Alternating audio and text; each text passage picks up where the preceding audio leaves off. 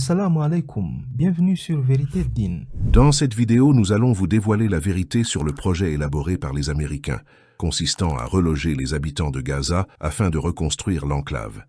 Qu'est-ce qui se cache derrière ce projet de Donald Trump? Pourquoi ont-ils choisi de les envoyer en Indonésie plutôt que dans un pays arabe voisin? Tout ça dans cette vidéo de façon brève et claire. En effet, il y a quelques jours, un cessez-le-feu est entré en vigueur à Gaza. Les armes sont pour l'instant restées silencieuses, tandis que le monde attend avec impatience de voir ce que sera la suite à Gaza après 15 mois de bombardements, de destruction et de souffrance. La première phase de l'accord prévoit la libération des premiers otages et la négociation des modalités de la deuxième phase qui doit permettre la libération des derniers otages de deux côtés. Quant à la troisième et dernière étape, elle sera consacrée à la reconstruction de Gaza et à la restitution des corps des otages qui ont perdu leur vie en captivité. Reconstruire la bande de Gaza qui est presque totalement détruite prendra du temps et des sommes colossales, mais Gaza devra être reconstruite car elle est actuellement invivable. Et ce sera une tâche très difficile compte tenu des millions de personnes déplacées partout sur l'enclave. Comment nettoyer les montagnes des débris qui sont sur place? Comment déblayer les décombres qui constituent aujourd'hui Gaza alors que des millions de Palestiniens errent partout sur le territoire? Cela semble difficile, c'est le moins qu'on puisse dire. Cela nous amène à un rapport très alarmant qui circule. Les Américains proposent que pour reconstruire la bande de Gaza, il faut la vider d'abord de ses habitants afin de faciliter la tâche. Selon le média américain ABC News, un haut responsable dans la nouvelle administration Trump, qui a souhaité garder l'anonymat, a dit que l'administration Trump travaille sur un projet d'envoyer une partie de 2,5 millions des Gazaouis en Indonésie pour que l'enclave soit reconstruite.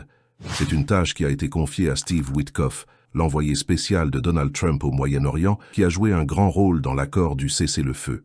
Si nous n'aidons pas les Gazaouis, si nous n'améliorons pas leur vie, si nous ne leur donnons pas une lueur d'espoir, il y aura une révolte, a indiqué la source proche du dossier.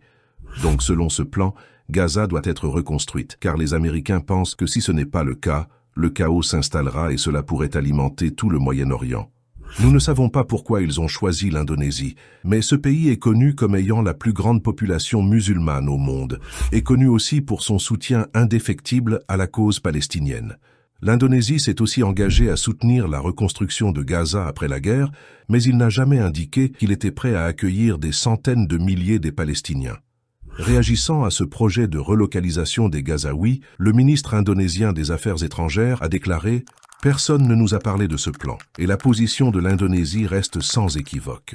Toute tentative de déplacer ou d'expulser les habitants de Gaza est totalement inacceptable.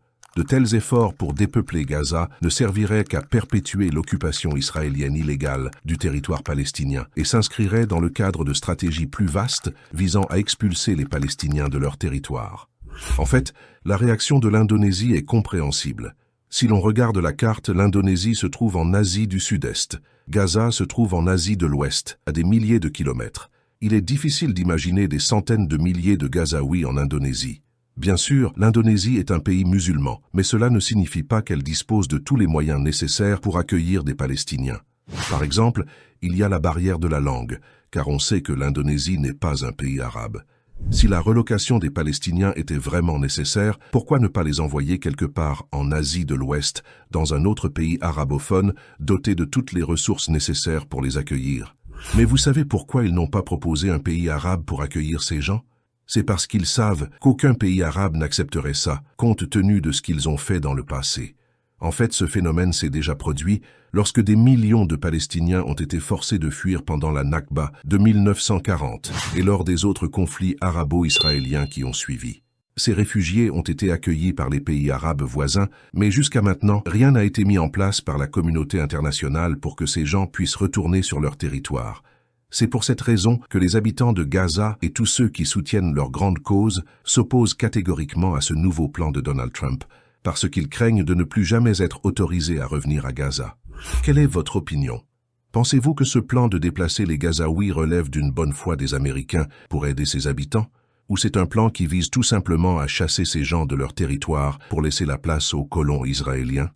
S'ils veulent vraiment reconstruire Gaza, n'y a-t-il pas un moyen de le faire sans toutefois déplacer ses habitants, bien que cela soit compliqué compte tenu de la situation actuelle de Gaza? Partagez votre point de vue dans les commentaires. Merci pour votre temps.